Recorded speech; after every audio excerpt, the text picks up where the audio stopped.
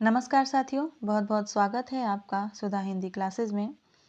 आज की क्लास में हम रासो साहित्य को डिस्कस करेंगे। पिछली क्लास में हमने नाथ साहित्य और नाथ पंथ के बारे में जाना था, जिसमें हमने मुख्यतः गोरखनाथ और मत्स्येंद्र नाथ को काफ़ी बारीकी से देखा था, जिनसे परीक्षाओं में प्रश्न बन जाते हैं। ये क्लास जो है KVS, NVS, TGT, PGT इत्यादि सभी प्रतियोगी परीक्षाओं के लिए महत्वपूर्ण है, जिनमें हिंदी साहित्य का इतिहास जो है पूछा जाता है। चलिए देखते हैं रासो साहित्य के बारे में। सबसे पहले जानते हैं कि रासो साहित्य कहते किसे हैं। आदिकाल में चारण कवियों द्वारा अपने आश्रयदाता राजाओं की प्रशंसा में जो वीर गाथात्मक साहित्य लिखा गया था, उसे रासो साहित्य के नाम से जाना जाता है। चारण जो है वो एक जाति होती थी जो कि राजाओं के आश्रय में रहा करती थी और उनकी प्रशंसा में गीत लिखा करती थी या ग्रंथ लिखा करती थी। आगे देखते हैं रासो शब्द की उत्पत्ति कैसे हुई, ये प्रश्न बन जाता है। अलग अलग विद्वानों के द्वारा जो है अलग अलग मान्यताओं को प्रश्न में पूछा जाता है, तो इसको हम एक ही जगह पे सारा देख लेते हैं। गार्स्य दत्तासी जो है वो राष्ट्रीय योग्य से मानते हैं रासो शब्द की उत्पत्ति। वहीं रामचंद्र शुक्ल जो है रसायन या रसायन शब्द से जो है रासो शब्द की उत्पत्ति मानते हैं। श्यामल दास और काशी प्रसाद जायसवाल जो है रहस्य से मानते हैं। वहीं हजारी प्रसाद द्विवेदी, डॉक्टर दशरथ शर्मा, चंद्रबली पांडे रासक शब्द से मानते हैं और ये सर्वमान्य मत है। यानी परीक्षा में बस इतना प्रश्न आए कि रासो शब्द की उत्पत्ति किस शब्द से हुई, तो वो होगा रासक शब्द। लेकिन अलग अलग विद्वानों के अनुसार पूछे, जैसे गार्स्य दत्तासी रासो शब्द की उत्पत्ति किससे मानते हैं और ऑप्शन दे राजसु, रसायन, रहस्य, रासक, तो उसमें सही होगा राजसु। तो ये सभी तथ्य आप लोग नोट कर लीजिएगा और ध्यान से याद करिएगा। बिंदेश्वरी पाठक और हरप्रसाद शास्त्री जो है राजयश से मानते हैं और रामस्वरूप चतुर्वेदी जी जो हैं रासो से मानते हैं। आगे देखते हैं कि रासो साहित्य की क्या क्या विशेषताएं हैं, यानी इस साहित्य में क्या क्या मिलता है। तो यह साहित्य जो है मुख्यतः चारण कवियों के द्वारा लिखा गया है और आश्रयदाता राजाओं के ऐश्वर्य एवं शौर्य का अतिशयोक्तिपूर्ण वर्णन है। यानी बहुत ही बढ़ा चढ़ाकर इसमें वर्णन किया गया है। सामंती जीवन की झलक देखने को मिलती है और युद्धों का सजीव चित्रण इसमें मिलता है। डिंगल एवं पिंगल शैलियाँ इसकी हैं। डिंगल शैली में युद्ध का वर्णन मिलता है और पिंगल शैली में जो है वो प्रेम का वर्णन मिलता है। आगे बढ़ने से पहले मैं कहना चाहूँगी कि अगर आप इस चैनल पर पहली बार आए हैं तो चैनल को सब्सक्राइब अवश्य करिएगा, क्योंकि इससे आपकी परीक्षा में आपको बहुत ही मदद मिलने वाली है। अगला तथ्य है कि प्रबंधात्मक काव्यों की रचना हुई है और छंद वैविध्य मिलता है, यानी इनमें अनेक प्रकार के छंदों का प्रयोग किया गया है। अधिकांश रचनाएं अर्ध प्रमाणिक हैं और संकुचित राष्ट्रीय भावना मिलती है। कल्पना की प्रधानता है, इसलिए तो अर्ध प्रमाणिक है। वीर एवं श्रृंगार रसों की प्रधानता इसमें मिलती है। चारण एक जाति है जो राजाओं के आश्रय में रहती थी। मैंने पीछे बताया कि चारण एक जाति थी जो कि राजाओं के आश्रय में रहती थी और उन्हीं की प्रशंसा में जो है वो काव्य रचना करते थे। अब देखते हैं कि प्रमुख रासो ग्रंथ कौन कौन से हैं और उनके रचनाकार कौन से हैं। पहला जो ग्रंथ है वो है खुमान रासो। हम पहला ग्रंथ देखने वाले हैं खुमान रासो, जो कि बहुत ही महत्वपूर्ण है परीक्षा की दृष्टि से। इसका रचनाकाल शुक्ल और हजारी प्रसाद द्विवेदी जी 9वीं शताब्दी मानते हैं और ये सर्वमान्य मत है। यानी खुमान रासो का जब समय पूछा जाए कि खुमान रासो का समय क्या है, तो वो 9वीं शताब्दी इसका आंसर होगा। लेकिन अगर मोतीलाल मेनारिया के अनुसार पूछा जाता है तो वो 17वीं शताब्दी होगा। इसके रचनाकार दलपति विजय हैं और ठाकुर शिव सिंह सेंगर ने इसे दलपति विजय की रचना न मानकर किसी अज्ञात भाट की रचना मानते हैं। तो ये भी आप लोग ध्यान रखिएगा। इसका वर्ण विषय क्या है, यानी इसमें किस चीज़ का वर्णन है। तो इसमें चित्तौड़ के शासक खुमान एवं बगदाद के खलीफा अल मामू के मध्य हुए युद्ध का चित्रण है और इसमें खुमान द्वारा किए गए 24 युद्धों का उल्लेख है। कितने? 24 युद्धों का उल्लेख है। तो ये ध्यान रखने वाली बात है। प्रश्न बन सकता है कि खुमान रासो में जो है कितने युद्धों का उल्लेख है, तो 24 युद्धों का उल्लेख है। और शुक्ल जी के अनुसार खुमान नाम के 3 शासक हुए थे। पहला जो खुमान था उसका समय विक्रम संवत 810 से 865 ईस्वी तक है और दूसरा खुमान जो है वो है विक्रम संवत 870 से 900 विक्रम संवत। तीसरे जो खुमान हैं वो हैं विक्रम संवत 965 से 990 तक। इसमें खुमान द्वितीय का चित्रण है, यानी खुमान द्वितीय का समय जो विक्रम संवत 870 से 900 तक है, उसका चित्रण इस खुमान रासों में मिलता है। आगे इसके बारे में विशेष तथ्य देख लेते हैं खुमान रासों के बारे में। इसमें लगभग 5000 छंद हैं। जब हम विशेषता देख रहे थे रासो काव्य की, तो उसमें हमने देखा था कि इसमें छंद वैविध्य मिलता है। तो इसमें जब लगभग 5000 छंद हैं और इसकी भाषा राजस्थानी हिंदी है। यह वीर रास प्रधान रचना है और इसकी एक प्रति जो है पूना संग्रहालय में सुरक्षित रखी हुई है। हजारी प्रसाद द्विवेदी के अनुसार इसकी चर्चा आदिकाल में नहीं होनी चाहिए थी। अगरचंद नाहता के अनुसार खुमान रासों में बप्पा रावल से लेकर राज सिंह तक का वर्णन इसमें मिलता है और इसको हिंदी का प्रथम जय काव्य कहा जाता है। जीत काव्य यानी जय काव्य, जीत काव्य, जय काव्य। ये प्रश्न आता है कि हिंदी का प्रथम जय काव्य किसे कहा जाता है, तो वो होगा खुमान रासो। ये प्रश्न आते रहता है। अगली जो रचना है वो बिशल देव रासो है, जो कि बहुत ही महत्वपूर्ण है और इससे परीक्षाओं में प्रश्न बनते ही रहते हैं। इसके रचनाकार नरपति नाल्य हैं और इसका रचना काल जो है 1155 ईस्वी रामचंद्र शुक्ल के अनुसार माना जाता है और इसका प्रमाण भी दिया जाता है, क्योंकि बिशल देव रासों में एक दोहा मिलता है, संवत 1272 मझारी जेठ बुधि नवमी बुधवारी, नाल रसायन आरंभ करी शारदा तूठी ब्रह्म कुमारी। शुक्ल जी 1272 का अर्थ विक्रम संवत 1212 बताते हैं और 1212 विक्रम संवत को जब हम ईस्वी संवत में करेंगे और उसमें से 57 वर्ष माइनस करेंगे तो वह 1155 ईस्वी हो जाएगा। मोतीलाल मिनारिया की बात करें तो इसका समय वो 16वीं शताब्दी मानते हैं और माता प्रसाद गुप्त जो है 14वीं शताब्दी मानते हैं और इसका संपादन भी इन्होंने किया है। नवीनतम शोधों के अनुसार इसका समय 11वीं शताब्दी माना जाता है और राम कुमार वर्मा, डॉक्टर राम कुमार वर्मा विक्रम संवत 1058 मानते हैं इसका समय। मिश्र बंधुओं की बात करें तो वो 1220 ईस्वी मानते हैं, विक्रम संवत 1220 मानते हैं। गौरी शंकर हीरानंद ओझा जो है विक्रम संवत 1030 से 1056 के बीच मानते हैं और लाला सीताराम जो है विक्रम संवत 1272 मानते हैं। आगे बढ़ते हैं। इसका संपादन माता प्रसाद गुप्त ने किया था, जिसमें 128 छंद हैं और इसका काव्य रूप जो है मुक्तक है, यानी ये मुक्तक काव्य है। मुक्तक काव्य वो काव्य होता है जिसमें एक छंद दूसरे छंद से जुड़ा नहीं होता है, उनकी कहानी अलग अलग हो जाती है। प्रधान रस जो है श्रृंगार है, संयोग एवं वियोग दोनों श्रृंगार मिलते हैं, संयोग श्रृंगार भी मिलता है, वियोग श्रृंगार भी मिलता है। नायक इसके विशल देव तृतीय हैं, यानी विग्रह राज चतुर्थ, अजमेर का चौहान वंशीय शासक ये हैं विशल देव। और नायिका इसकी राजमती है, जो कि इनकी पत्नी है और मालवा के भोज परमार की पुत्री है। और विशल देव रासो का कथानक जो है ना 4 खंडों में विभक्त है। ये पूछा जाता है कि विशल देव रासो का कथानक कितने खंडों में विभक्त है, तो वो 4 खंडों में विभक्त है। पहले खंडों में जो है दोनों का विवाह वर्णन है, यानी राजमती का और विशल देव का विवाह वर्णन है।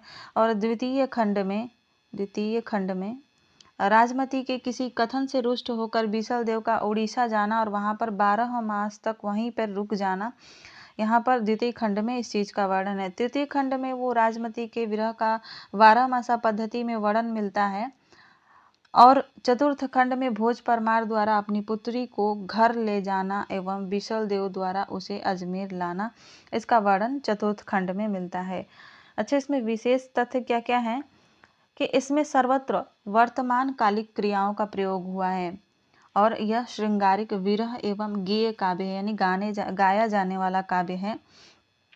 हिंदी में जो है 12 मासा वर्णन का सबसे पहले विशल देव रासो 12 मासा वर्णन जो है वो सबसे पहले विशल देव रासो से ही प्राप्त होता है। तो प्रश्न अगर पूछा जाए कि हिंदी में 12 मासा वर्णन सबसे पहले किस रचना में प्राप्त होता है, तो वो है विशल देव रासो।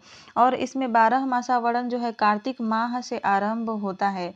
तो ये प्रश्न बनता है कि विशल देव रासो में 12 मासा किस माह से प्रारंभ हुआ है, तो वो कार्तिक माह से होता है और इसकी शैली पिंगल है और इसमें राजस्थानी, ब्रज एवं मध्य देशी भाषाओं का प्रयोग हुआ है।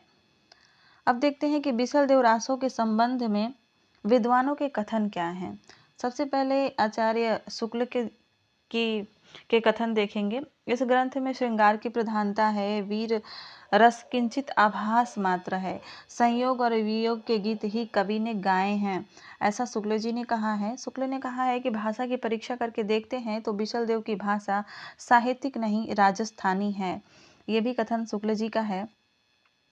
आगे जो कथन है वो भी शुक्ल जी का है, लेकिन वो राजमती के संदर्भ में है। वे कहते हैं कि मध्य युग के समूचे हिंदी साहित्य में जबान की इतनी तेज और मन की इतनी खरी नायिका नहीं दिखाई पड़ती। तो ये आचार्य शुक्ल जी कहते हैं। डॉक्टर रामकुमार वर्मा का कथन है कि भाषा की दृष्टि से इस रासो को अपभ्रंश भाषा से विकसित हिंदी का ग्रंथ कहने में किसी को आपत्ति नहीं होनी चाहिए। आगे बढ़ते हैं और देखते हैं डॉक्टर भगीरथ मिश्र क्या कहते हैं। ये कहते हैं कि यह ग्रंथ रासो न होकर रास है, जिसमें सांभर के राजा बिसल और उनकी राजमती का चरित्र वर्णित है, और यह एक विरह काव्य है जिसमें वियोग श्रृंगार रस का बड़ा सुंदर चित्रण हुआ है। तो ऐसा कहते हैं भगीरथ मिश्र। आशा है आपको ये जानकारी अच्छी लगी होगी। ये सारे तथ्य अलग अलग किताबों से हैं, बहुत मेहनत लगी है इसको बनाने में, तो वीडियो को लाइक ज़रूर करिएगा। चलिए देखते हैं परमाल रासो। परमाल रासो जो है इसके रचनाकार जगनिक हैं, और ये भी परीक्षाओं में इससे भी प्रश्न बनते हैं। इसका रचना काल विक्रम संवत 1230 है, और इसका वर्ण विषय यानी इसमें जो है परमर्दी देव परमाल की सेना में शामिल 2 वीर योद्धाओं आल्हा एवं उदल की वीरता का वर्णन है। परमर्दी देव कलिंजर के शासक थे, आल्हा एवं उदल महोबा के रहने वाले थे। तो जो इनकी सेना में, परमाल की सेना में ये आल्हा और उदल दोनों शामिल थे, और इनकी वीरता का वर्णन इस रचना में परमाल रासों में मिलता है। आल्हा उदल जो है उत्तर प्रदेश में बहुत ही ज़्यादा गाया जाता है। आगे बढ़ते हैं और देखते हैं कि विशेष तथ्य क्या है। इसका सबसे पहले प्रकाशन फर्रुखाबाद के तत्कालीन कलेक्टर चार्ल्स इलियट ने 1865 में आल्हा खंड के नाम से करवाया था, और इसके बाद 1920 में श्याम सुंदर दास ने इसका प्रकाशन नागरी पचाड़ी सभा काशी से परमाल रासों के नाम से करवाया था। वाटरफील्ड ने इसके पदों का अंग्रेजी में अनुवाद किया था। तो अगर प्रश्न बन जाए कि परमाल रासों का अंग्रेजी में अनुवाद किसने किया था, तो वो होंगे वाटरफील्ड। इस रचना को जो है वो वाटरफील्ड पृथ्वीराज रासो का एक खंड मानते हैं, लेकिन गियर्सन इस बात का खंडन कर देते हैं कि नहीं, ये पृथ्वीराज रासो का एक अंग नहीं है या एक खंड नहीं है। इसमें वीर वनाफरों द्वारा किए गए 52 युद्धों का वर्णन मिलता है। तो ये प्रश्न बन जाता है कि परमाल रासों में कितने युद्धों का वर्णन मिलता है, तो इसमें 52 युद्धों का वर्णन मिलता है। और यह एक मुक्तक एवं गेय रचना है, गाने वाली रचना है, जिसमें 23 अध्याय हैं। कितने अध्याय हैं? 23 अध्याय हैं, जिन्हें खंड कहा गया है, तो यानी 23 खंड हैं। आगे बढ़ते हैं। इसके पद वर्षा ऋतु में महोबा, बुंदेलखंड, बैसवाड़ा के आसपास गाए जाते हैं। हजारी प्रसाद द्विवेदी ने इसे पृथ्वीराज रासों की तरह अर्ध प्रमाणिक माना है, यानी हजारी प्रसाद द्विवेदी जो हैं वो पृथ्वीराज रासों को अर्ध प्रमाणिक मानते हैं। परमाल रासों की प्रसिद्ध पंक्तियां जो हैं देखते हैं, जो परीक्षाओं में पूछी जाती हैं। पंक्तियां देकर पूछा जाता है कि ये किस रचना से हैं। तो पहली पंक्ति जो है वो है 12 बरस लौ कूकर जीवे और 13 लौ जिए सियार, बरस 18 छत्री जीवे आगे जीवन को धिक्कार। और दूसरी पंक्ति जो है वो महत्वपूर्ण है, सदा तरैया न बन फूले यारो, सदा न सावन होए, स्वर्ग मड़ैया सब काहू को यारो, सदा न जीवे कोय। तो ये जो दोनों पंक्तियां हैं आप लोग नोट कर लीजिएगा, ये परमाल रासों की पंक्तियां हैं, महत्वपूर्ण है। आलोचकों के कथन देखते हैं परमाल रासों के बारे में। वीर गीतात्मक काव्य के रूप में रचित यह ग्रंथ इतना लोकप्रिय हुआ कि उसके वीर गीतों का प्रचार सारे उत्तरी भारत में हो गया। रामचंद्र शुक्ल ने परमाल रासों के बारे में ये कथन कहा है। डॉक्टर बच्चन सिंह कहते हैं कि आला खंड में श्रृंगारिक वर्णन का एकांत अभाव है। डॉक्टर बच्चन सिंह के कथन बहुत ही महत्वपूर्ण हो जाते हैं 2021 की टीजीटी पीजीटी की परीक्षा के बाद। वीर रस से परिपूर्ण सरस एवं ओजस्वी रचना है, ऐसा कहना है रामस्वरूप चतुर्वेदी का। अगला जो रासो ग्रंथ हम देख रहे हैं वो है हमीर रासो। क्लास थोड़ी सी लंबी होगी क्योंकि हम लोग इसी क्लास में जो है सभी रासो ग्रंथ को देख लेंगे। तो क्लास को पूरा देखिएगा, अपने नोट्स बनाइएगा, क्योंकि ये बहुत ही जल्दी जल्दी बहुत सारी वैकेंसीज आ रही हैं और कंपटीशन इतना ज़्यादा है कि बस पूछिए ही मत। तो आप जो भी पढ़ रहे हैं उसको ईमानदारी से पढ़िए, अपने साथ ईमानदारी रखिए, निरंतरता अपनी पढ़ाई में ज़रूर रखिए। हम्मीर रासो अगला रासो ग्रंथ है। इसके रचनाकार सारंगधर हैं और इसका रचना काल 1357 ईस्वी है। अगर विक्रम संवत की बात करें तो ये 1414 हो जाएगा। यह मूल रचना उपलब्ध नहीं है। आचार्य शुक्ल को 8 पद मिले थे। प्राकृत पैंगलम में सारंगधर के कुछ पद मिले थे और इन पदों के आधार पर शुक्ल जी ने इसके अस्तित्व की कल्पना की थी। सारंगधर में इस रचना के यानी हमीर रचना के हमीर रासों के 8 पद मिल गए थे। तो प्राकृत पैंगलम सारंगधर की जो रचना है उसमें, तो इस आधार पर आचार्य रामचंद्र शुक्ल ने हमीर रासों के ग्रंथ की कल्पना की थी। राहुल संकृत्यायन ने इन पदों को सारंगधर के पद न मानकर जज्जल नामक किसी कवि का इन्होंने माना है। विशेष तथ्य देख लेते हैं। शुक्ल जी ने इस रचना को अपभ्रंश रचनाओं एवं रासो रचनाओं की समाप्ति मानी है। इस रचना से जो है आचार्य रामचंद्र शुक्ल अपभ्रंश रचनाओं और रासो रचनाओं की समाप्ति मानते हैं।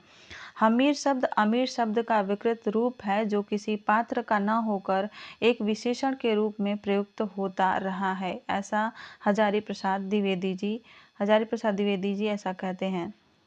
अगला जो ग्रंथ है वो विजयपाल रासो है। यह भी एक महत्वपूर्ण ग्रंथ है नल सिंह भाट का। इसके रचनाकार नल सिंह भाट हैं और रचना काल इसका 1298 ईस्वी है मिश्र बंधुओं के अनुसार।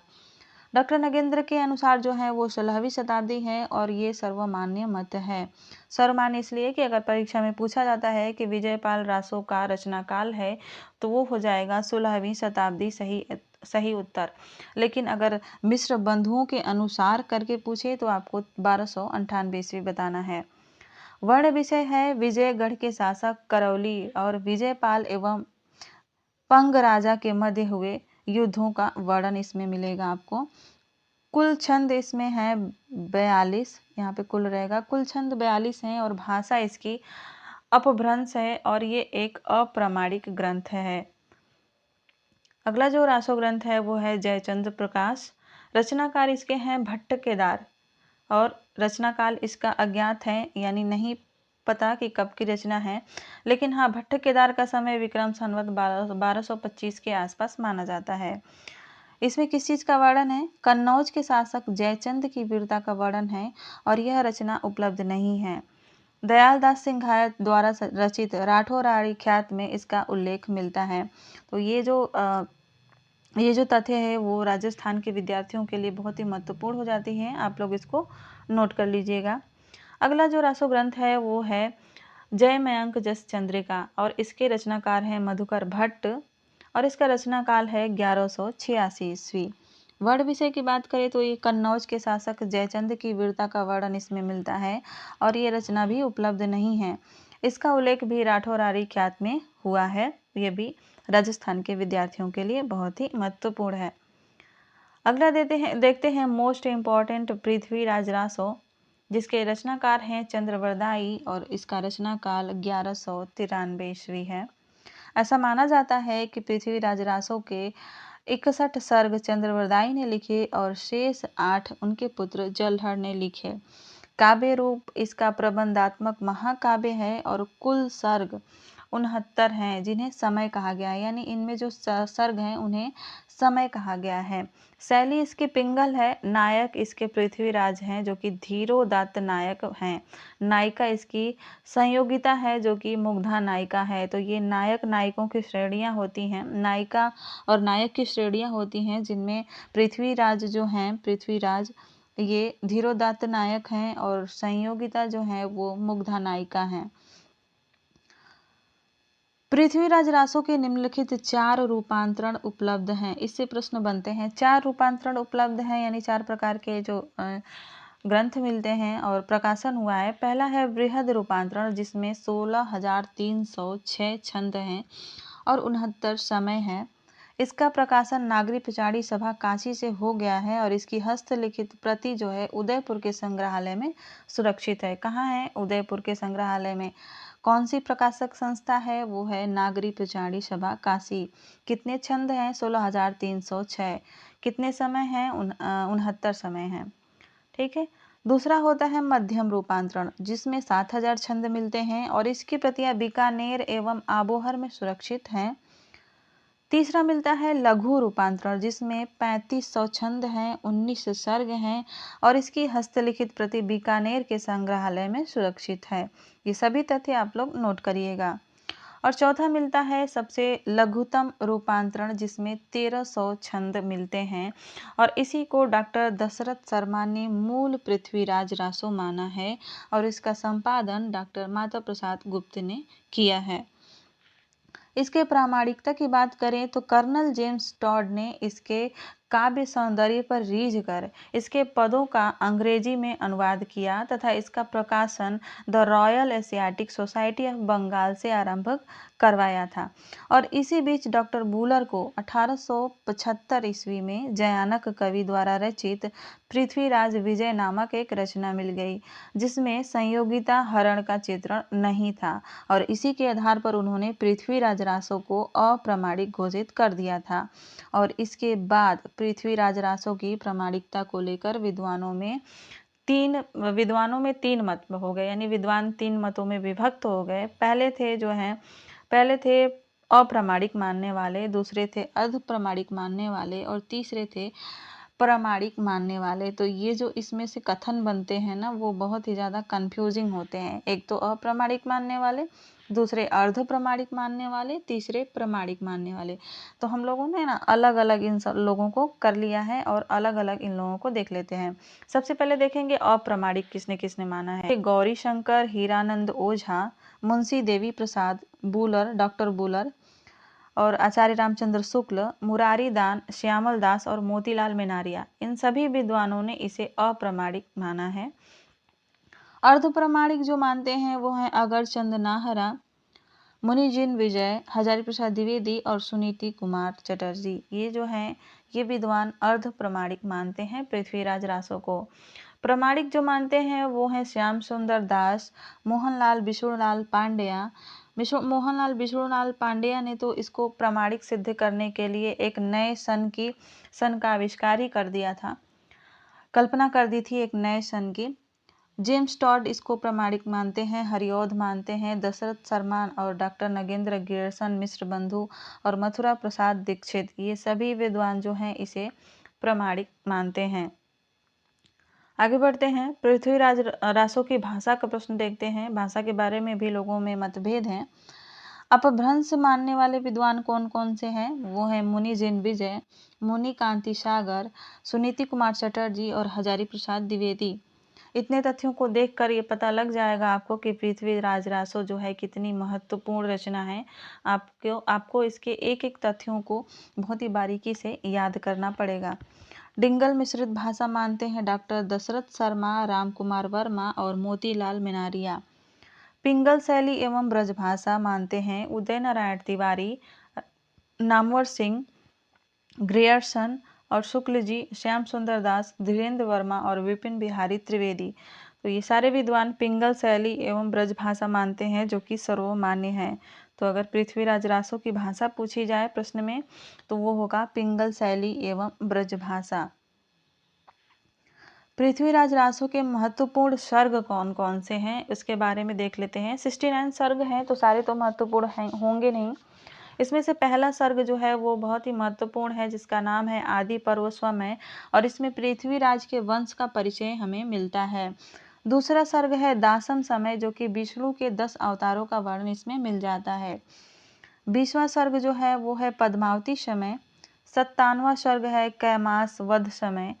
61वां सर्ग है कनवज समय, सबसे बड़ा है और रासो का केंद्रीय भाग है। अगर पूछा जाए कि पृथ्वीराज रासो में सबसे बड़ा जो सर्ग है इसका या समय है तो वो कौन सा है? कनवज समय। और 69वां सर्ग है महोबा समय। आगे देखते हैं, महत्वपूर्ण तथ्य देखते हैं। इसमें एक नोट भी आप लोग देख लीजिएगा कि इसमें छप्पे छंद को ही कवित्त कहा गया है। जो इसमें छंद है छप्पे, उसी को ये लोग इन्होंने कवित्त कहा है, इस रचना में कवित्त कहा गया है। तथ्यों की बात करें तो पृथ्वीराज रासो में 68 तरह के छंदों का प्रयोग हुआ है। ये भी आप लोग लिखिएगा, 68 तरह के छंदों का प्रयोग हुआ है, जिसमें मुख्य छंदों की बात करें तो वो है कवित्त, भुजंगी, चौपाई, दोहा और त्राटंक। पृथ्वीराज रासो व इतिहास में दी गई घटनाओं की तिथियों में 80 से 90 वर्षों का अंतर मिलता है और इसके निराकरण के लिए मोहनलाल विष्णुलाल पांड्या ने आनंद संवत की कल्पना की थी और उनके अनुसार रासों में दी गई तिथियां विक्रम संवत में न होकर आनंद संवत में हैं और यदि आनंद संवत से गणना करें तो तिथियां मेल खा जाती हैं। आगे देखते हैं, नरोत्तम स्वामी ने पृथ्वीराज रासो को मुक्तक रचना माना है, यानी ये प्रबंध रचना नहीं मानते हैं, ये मुक्तक रचना मानते हैं। जब हम काव्य शास्त्र पढ़ेंगे तो उसमें हम लोग देखेंगे कि मुक्तक किसे कहते हैं, प्रबंध रचना किसे कहते हैं। हज़रत प्रसाद द्विवेदी ने रासों को सुख सुखी संवाद में रचित माना है और उनके अनुसार जिन अंशों में सुख सुखी संवाद मिलता है वे अंश प्रामाणिक हैं और जिनमें नहीं मिलता वे अंश अप्रामाणिक हैं। तो ऐसा वो हजारी प्रसाद द्विवेदी मानते हैं। डॉक्टर नागेंद्र ने इसे विशाल घटना कोश कहा है। गुलाब राय ने इसे स्वाभाविक विकासशील महाकाव्य कहा है और श्याम सुंदर दास व उदय नारायण तिवारी इसे विशाल वीर काव्य मानते हैं। इसके बारे में आलोचकों के मत भी देख लेते हैं। आलोचकों के मत आचार्य रामचंद्र शुक्ल कहते हैं कि चंद्रवरदाई हिंदी के प्रथम महाकवि माने जाते हैं और इनका पृथ्वीराज रासो हिंदी का प्रथम महाकाव्य है। अगला कथन भी शुक्ल जी का ही है। शुक्ल जी के कथन बहुत ही महत्वपूर्ण होते हैं, हर परीक्षाओं में पूछ लिए जाते हैं। पृथ्वीराज रासो इतिहास नहीं है, काव्य ग्रंथ है। जयानक का पृथ्वीराज विजय भी काव्य ग्रंथ ही है, फिर क्यों उसमें घटनाएं और नाम ठीक ठाक हैं। यह पूरा ग्रंथ वास्तव में जाली है। तो कभी कभी प्रश्न ये भी बनता है कि किस विद्वान ने पृथ्वीराज रासो को जाली ग्रंथ कहा है, तो वो है शुक्ल जी। शुक्ल जी ने पृथ्वीराज रासो को जाली ग्रंथ कहा है। अगला तथ्य है कि पृथ्वीराज रासो प्राचीन काल की साहित्य की पिंगल भाषा का ग्रंथ है, श्याम सुंदर दास जी कहते हैं। बच्चन सिंह जी कहते हैं कि पृथ्वीराज रासो एक राजनीतिक महाकाव्य है और बच्चन सिंह का एक और कथन है कि पृथ्वीराज रासो राजनीति की महाकाव्यात्मक त्रासदी है। ये पूछा जा चुका है किसी एग्जाम में, तो ध्यान नहीं आ रहा है किस एग्जाम में पूछा गया था, लेकिन पूछा गया था।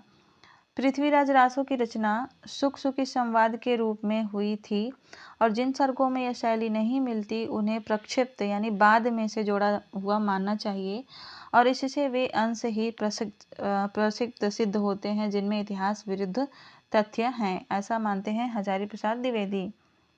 अगला जो तथ्य है वो है हजारी प्रसाद द्विवेदी के ही अनुसार। ये कहते हैं कि युद्धों के प्रसंगों में पृथ्वीराज रासो की भाषा डिंगल का रूप धारण करती है, किंतु विवाह और प्रेम इत्यादि सुकुमार प्रसंगों में वह प्रधान रूप से पिंगल ही बनी रहती है। वस्तुतः मूल पृथ्वीराज रासो शौरसेनी अपभ्रंश में लिखा गया था, जो परिनिष्ठित साहित्यिक अपभ्रंश से थोड़ी भिन्न और कुछ आगे बढ़ी हुई थी। तो ऐसा कथन जो है हजारी प्रसाद द्विवेदी जी का ये कथन है। बड़े कथन उतने महत्वपूर्ण नहीं होते हैं, लेकिन अगर इसमें से थोड़ा सा ही कथन छांट के दे देते हैं या काट के दे देते हैं, इसलिए हमें सारा कथन ध्यान देने की जरूरत है। पृथ्वीराज रासो की भाषा वास्तव में अपभ्रंश नहीं है, ये कहते हैं मुनि जिन विजय। ये ऐसे पहले व्यक्ति हैं जिन्होंने पृथ्वीराज रासो की भाषा को जो है अपभ्रंश माना है। आगे देखते हैं रामचंद्र शुक्ल और क्या कहते हैं। कहते हैं कि भाषा की कसौटी पर यदि इस ग्रंथ को कसते हैं तो और भी निराश होना पड़ता है, क्योंकि यह बिल्कुल बेठिकाने है और उसमें व्याकरण आदि की कोई व्यवस्था नहीं है।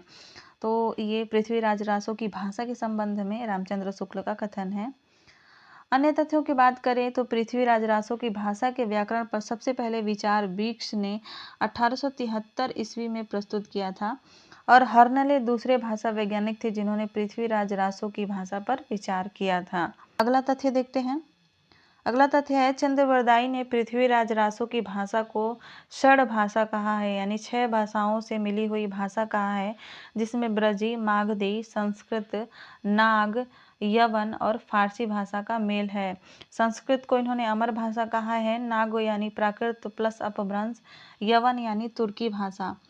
तो ये थी आज की क्लास। कैसी लगी आपको ये आप लोग कमेंट करके ज़रूर बताइएगा। धन्यवाद।